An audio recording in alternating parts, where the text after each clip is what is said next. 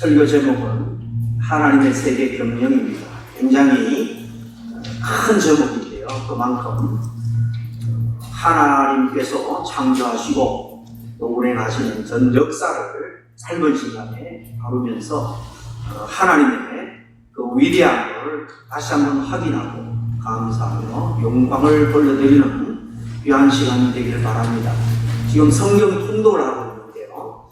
구약 성경의 그 주변 나라들의 역사들이 이스라엘뿐만 아니라 하나님의 손에 있음을 확인하고 오늘 우리가 살아가는 이 땅에서 모든 삶이 정말 동시에 하나님의 손 안에 있음을 우리가 믿고 하나님을 의지하며 승리하며 살아갈 수 있기를 바랍니다. 지난 2, 3년 동안 사실 지난 한 세기 동안 우리가 겪어보지 못했던 그런 코로나 바이러스의 그 창궐로 인해서 누구나 할 것 없이 큰 고통을 겪었습니다. 이제 어두운 터널을 좀 지나왔나 싶었는데 올해는 인간이 초래한 그런 기후변화 또 지구온난화로 말미암아 지구촌 곳곳이 폭염과 가뭄, 홍수로 몸살을 앓고 있습니다. 최근에 뉴스를 보니까 일본의 어느 지역에서는 하루에만 400mm가 넘는 정말 기록적인 그런 폭우가 쏟아지고 어제도 조국 대한민국에는 수십 명의 사람이 홍수로 인해서 또 매몰되고 죽는 익사하는 그런 안타까운 이야기를 우리가 듣게 됩니다. 두 달 전에 시작된 캐나다 산불은 지금도 500군데 이상이 불타고 있고 그동안 불탄 지역만 해도 대한민국에 주문하는 그런 넓은 땅, 그런 살림들이 다 잿더미가 되었다고 합니다. 전문가에 의하면 이런 일들은 계속 반복될 것이고 또 계속해서 악순환이 되어 폭염과 가뭄이 점점 심해질 것이다 라고 말을 합니다. 그뿐만이 아닙니다. 1년 반 전에 시작된 러시아의 우크라이나 침공은 주변 국들이 또 합세하면서 그 전쟁의 끝이 도무지 보이지 않습니다. 이렇게 혼란한 세상에서 핵무기를 사용하게 되는 그런 3차 대전이 곧 일어난다 할지라도 전혀 이상할 것이 없는 그런 사실 어두운 상황 가운데 우리가 살아가고 있는 것입니다. 오늘 특별히 하나님의 세계 경영이라는 말씀을 통해서 우리 하나님의 자녀들이 바른 세계관, 바른 역사관을 가지고 어떤 환경 가운데서도 흔들림 없는 그런 감사와 기쁨이 넘치는 승리의 삶을 살아갈 수 있기를 간절히 바랍니다. 많은 사람들은 말합니다. 역사는 우연의 산물이다, 아니다, 필연이다. 또 역사의 주체는 역사에서 정말 탁월하게 일어났던 영웅호걸이다, 아니다, 다수의 문중들이다. 그렇게 말하지만은 아닙니다. 역사의 주인은 창조주 우리 하나님이십니다.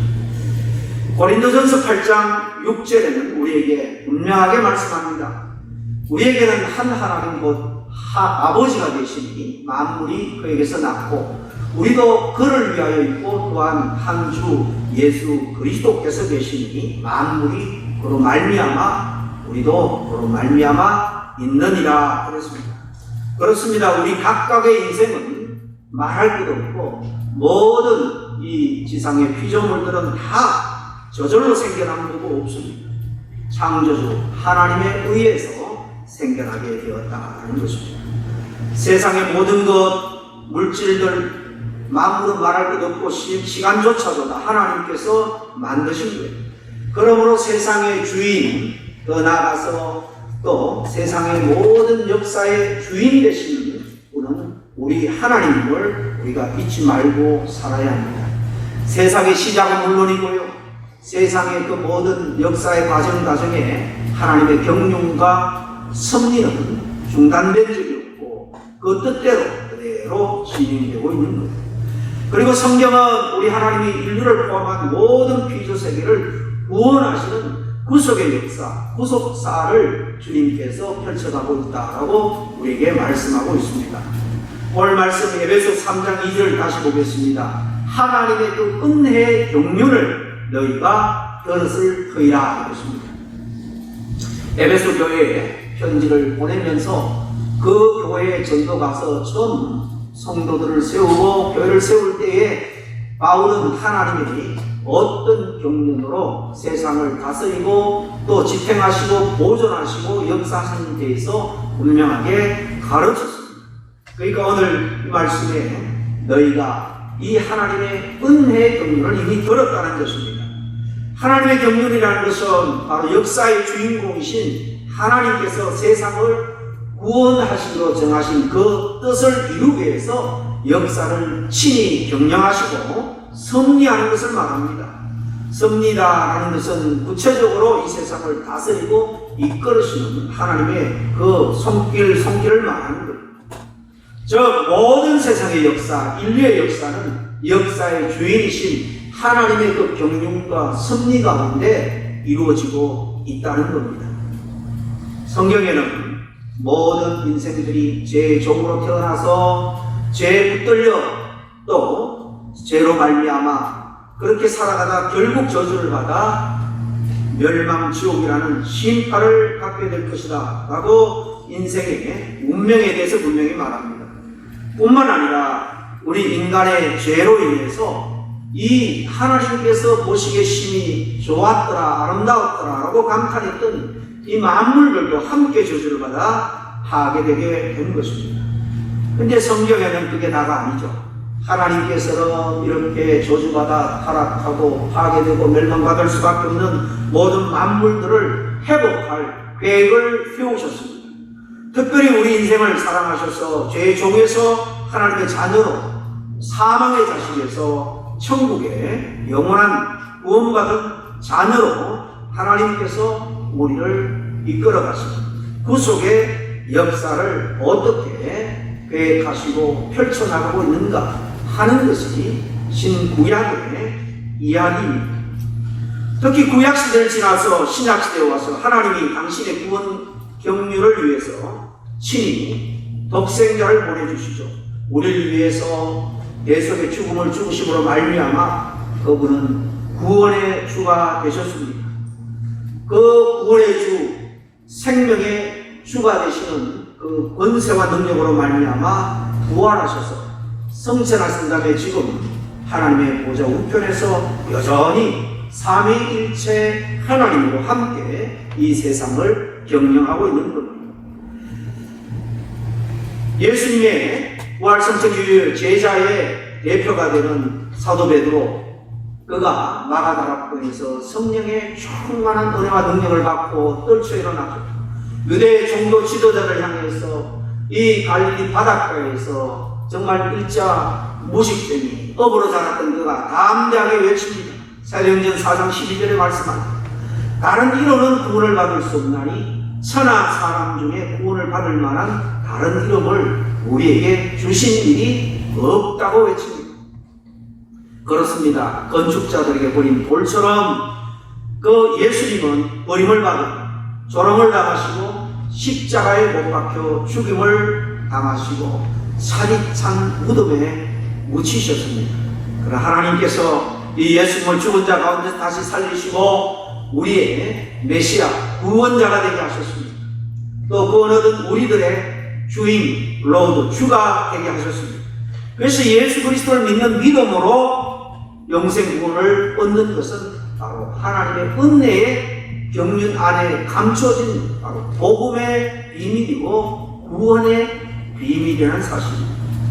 특별히 오늘 본문 9절에 나오는 영원부터 만물을 창조하신 하나님 속에 감추어졌던 비밀의 경륜에 대한 말씀을 통해서 하나님께서 구체적으로 어떻게 세상을 경영하고 또 큰 손길로 다스리고 있는지를 우리가 말씀을 통해서 확인하고 굳센 믿음의 반석 위에 다시 설 수 있는 귀한 시간이 될 수 있기를 간절히 바랍니다.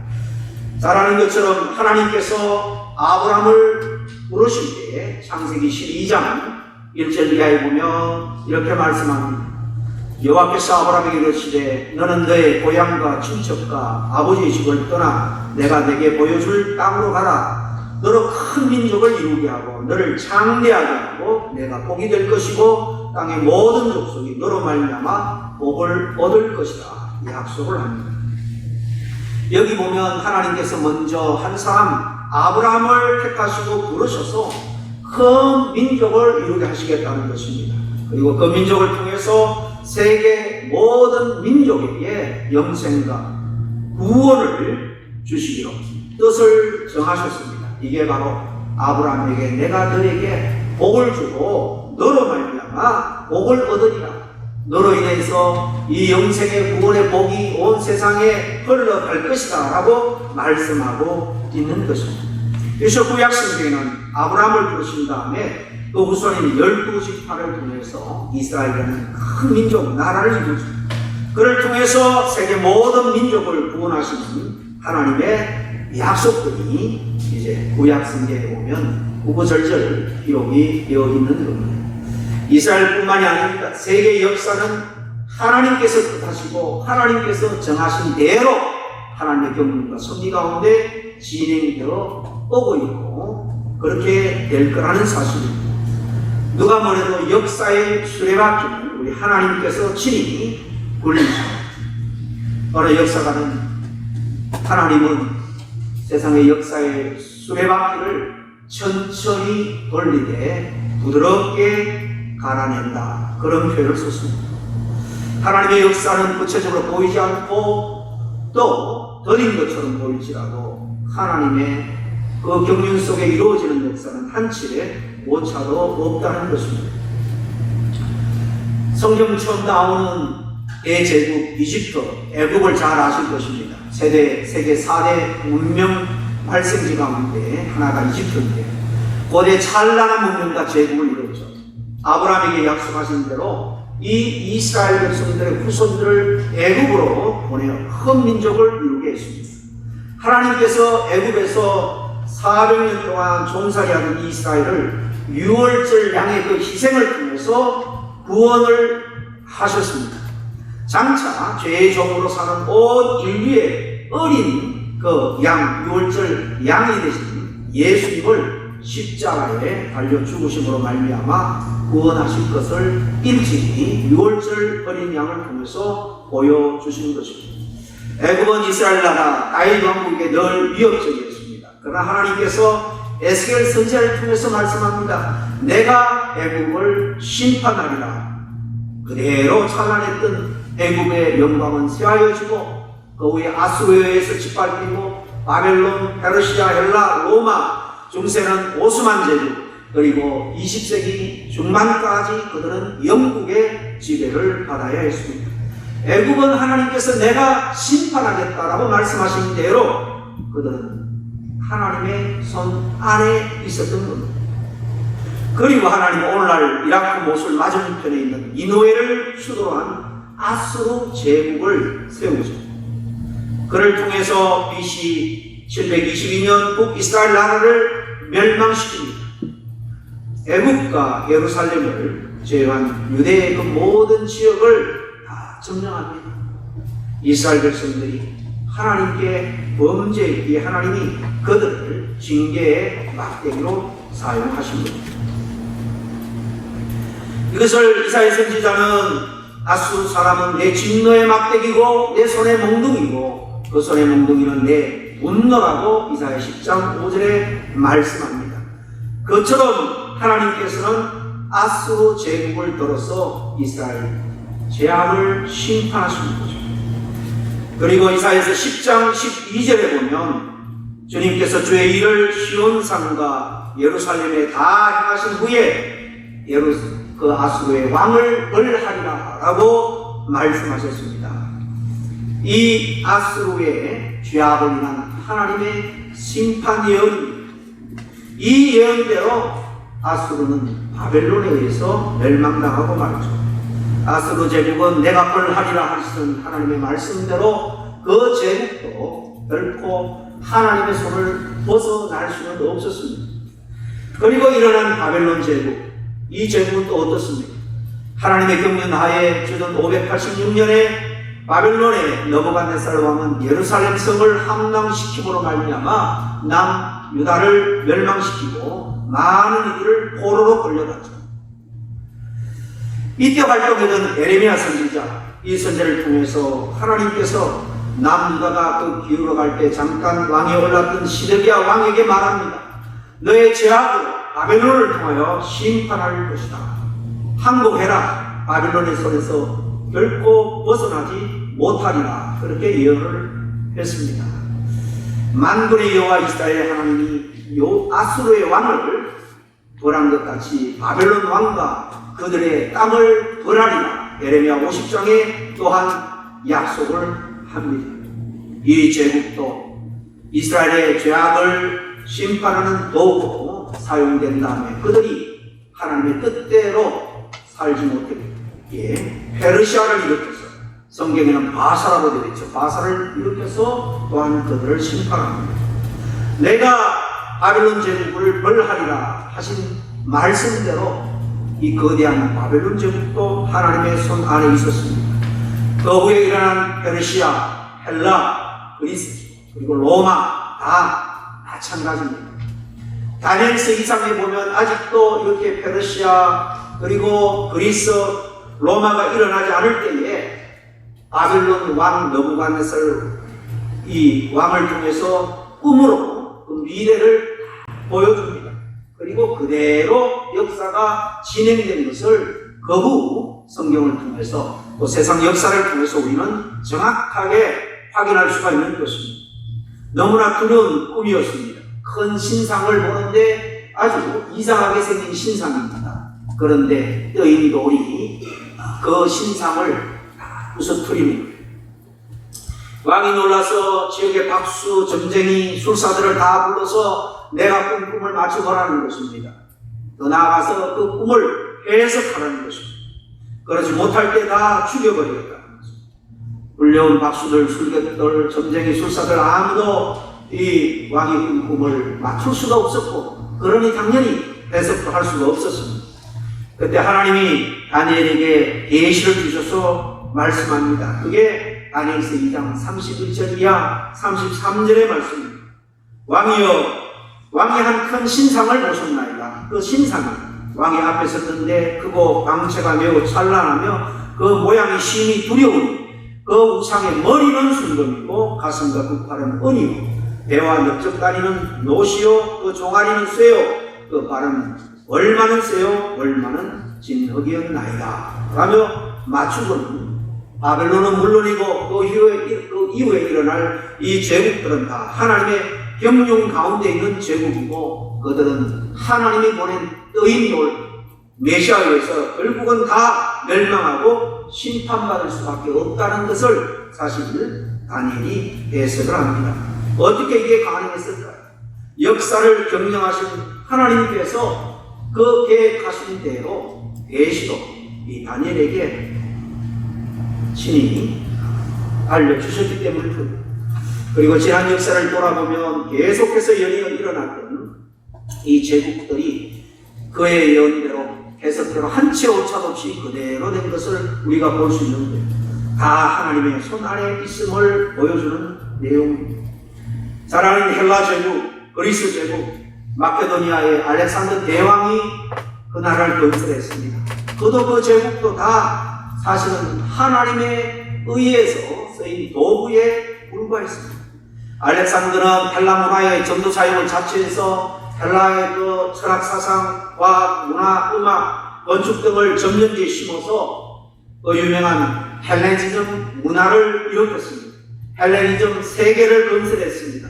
이것도 다 알고 있는 하나님의 경륜과 하나님의 세계 경영, 역사 속에 있었던 일이라는 것을 우리는 알 수 있는 겁니다.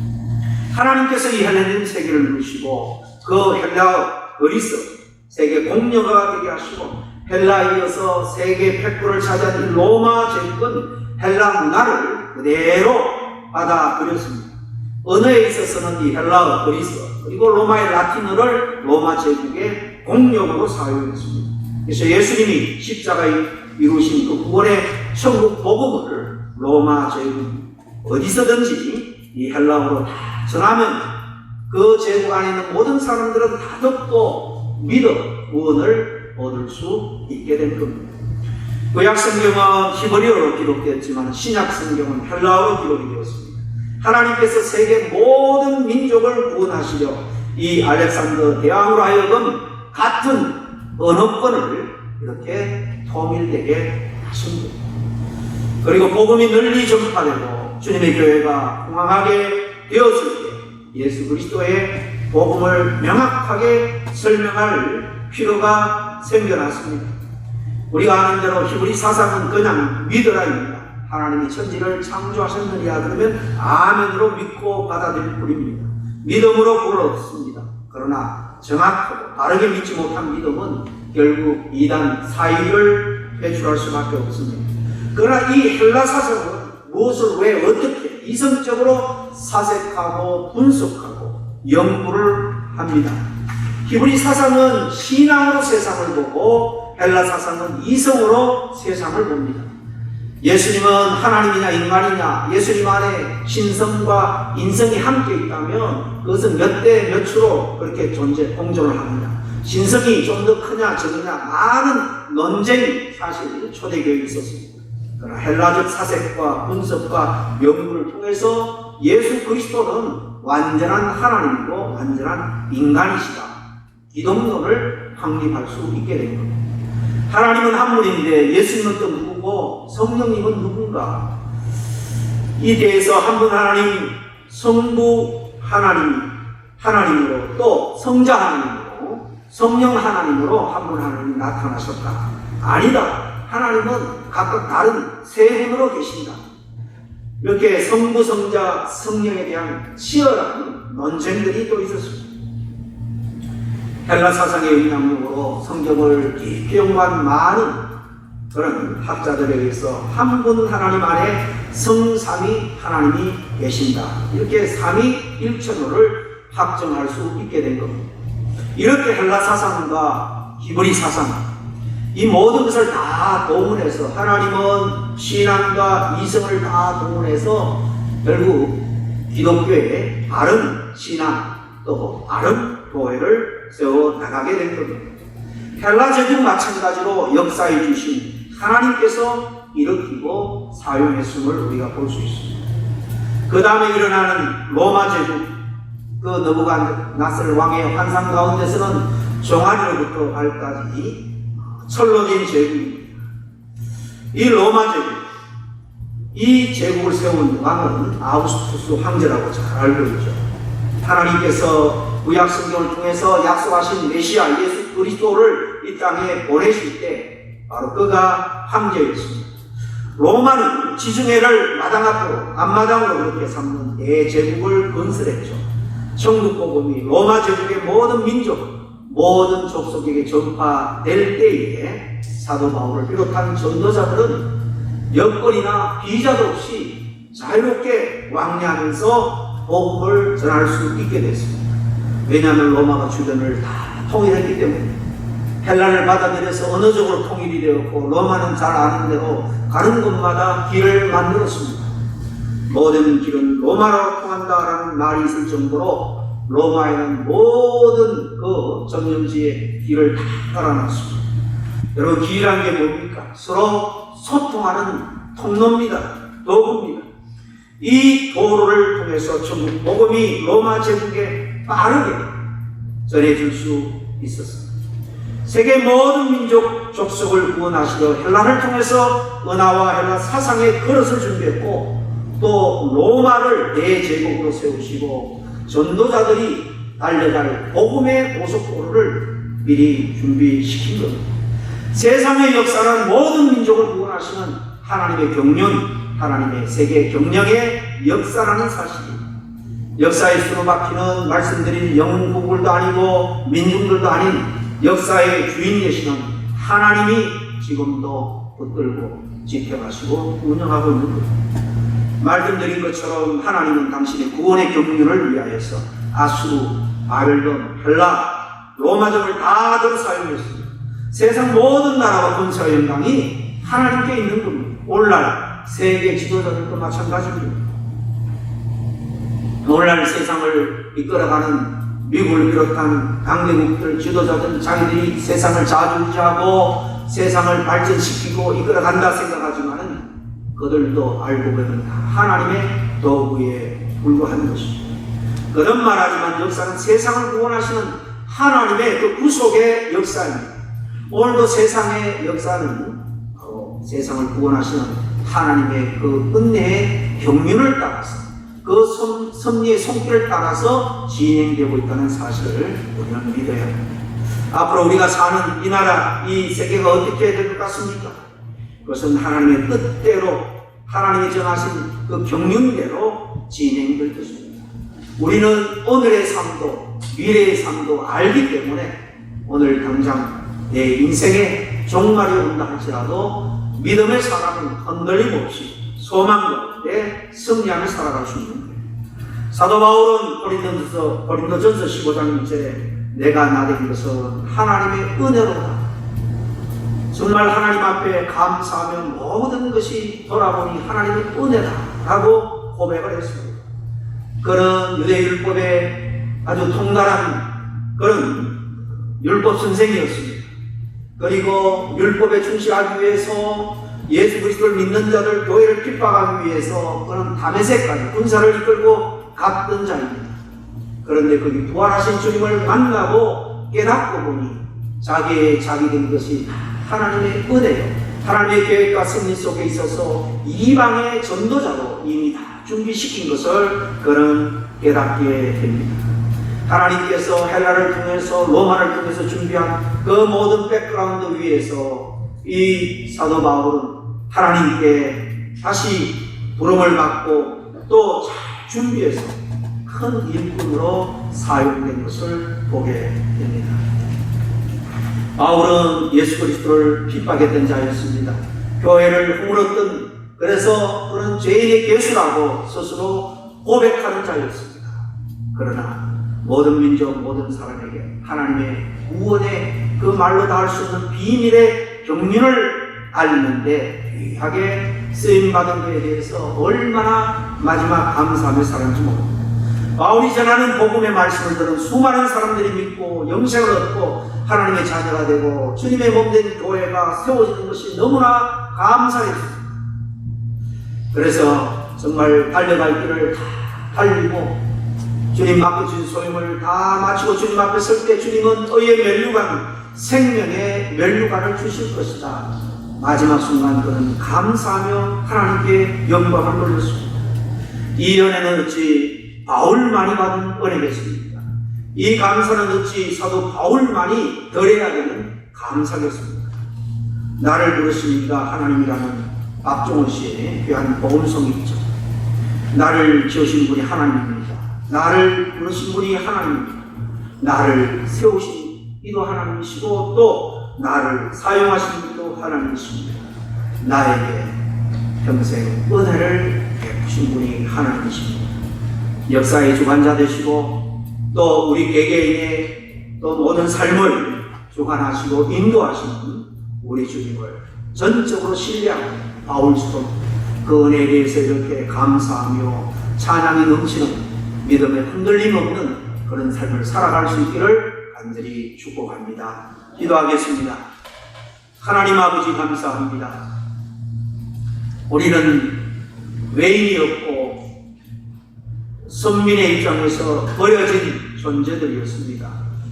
하나님 아버지 그런 저희들에게 귀한 생명의 복음을 전해주시고 오늘 먼저 부름받은 저희들 주님 앞에 찬양하며 예배할 수 있는 특권을 저희들에게 주시니 너무나도 감사와 찬양을 드립니다. 깨닫고 보니 아버지 하나님 우리의 삶도 우리가 살아가는 이 세상의 모든 역사도 다 주님의 손에 있음을 확인하게 됩니다. 아버지 하나님 저희들을 부르셔서 하나님의 거대한 구원의 그 경륜에 바울의 애를 이어 전도인의 삶을 살아갈 수 있도록 귀한 은혜를 주시고 사명을 주시니 감사합니다. 바울처럼 은혜에 감격하여 끝까지 헌신하는 삶, 정말 바울처럼 은혜가 넘치는 삶, 감사가 넘치는 삶을 살아갈 수 있도록 인도하여 주시옵소서. 예수의 이름으로 감사하고 기도하옵나이다.